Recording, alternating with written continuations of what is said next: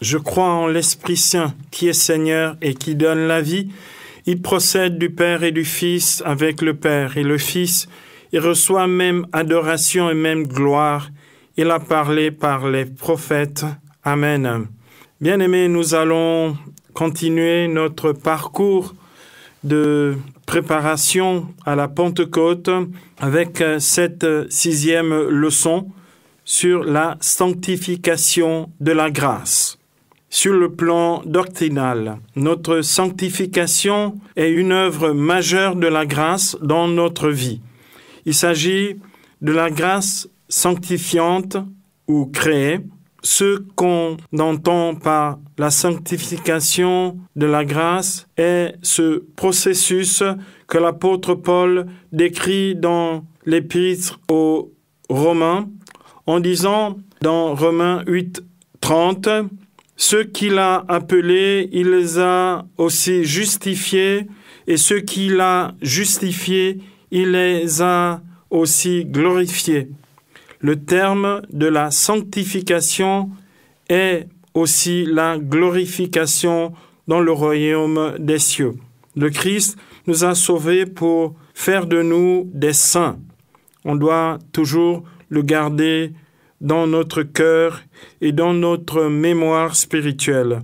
La sainteté est une œuvre de Dieu dans notre vie. Selon le Concile Vatican II, dans Lumen Gentium au numéro 40, cette sanctification que nous avons reçue, il nous faut donc, avec la grâce de Dieu, la conserver et l'achever par notre vie. C'est donc avant tout un don de la grâce de Dieu que nous devons accueillir, conserver pour la vivre jusqu'à la fin de notre vie. La vie dans l'Église, qui dans sa nature est sainte, comme on le professe dans le credo, doit nous aider à cultiver notre vie dans la sainteté.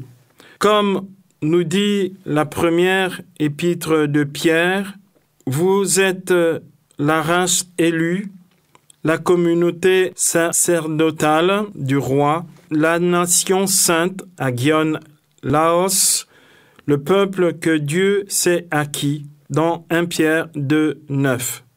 Notre sainteté est la sainteté de Dieu et de l'Église que nous avons reçue non par mérite personnel, mais par grâce. C'est pourquoi nous parlons de la sanctification de la grâce.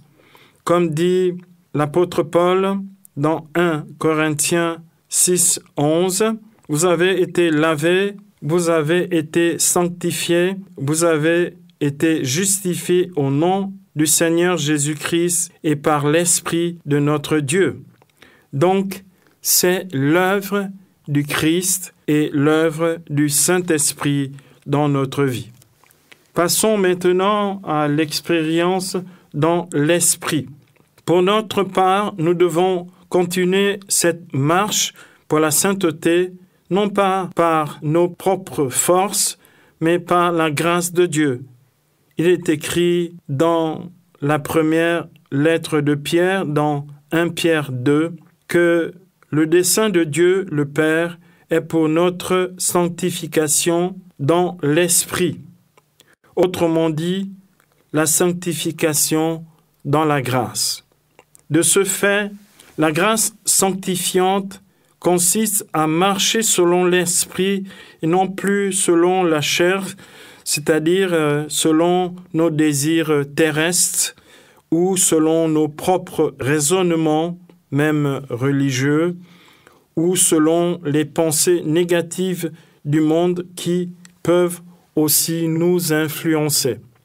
L'apôtre Paul le dit ailleurs que le mouvement de la chair est révolte contre Dieu et ne se soumet pas à la loi de Dieu et ne le peut même pas, comme on peut le voir dans Romains chapitre 8, verset 7. De ce fait, la chair, avec ses désirs, combat contre l'esprit, comme on le voit dans Galates 5, 17. Mais Paul dit, pour nous éclairer encore, que quant à nous, c'est par l'Esprit, en vertu de la foi, que nous attendons fermement que se réalise ce que la justification nous a fait espérer dans Galates 5.5. Cette justification, c'est aussi bien le salut que la sanctification dans l'esprit. Amen. Bien-aimés, en résumé, la sanctification de la grâce, c'est un don permanent et efficace du Saint-Esprit dans la vie de celui qui l'accueille et accueille le salut de Dieu en Jésus-Christ. Amen. Que le nom du Seigneur soit béni, maintenant et à jamais. Amen. Whoa, yo.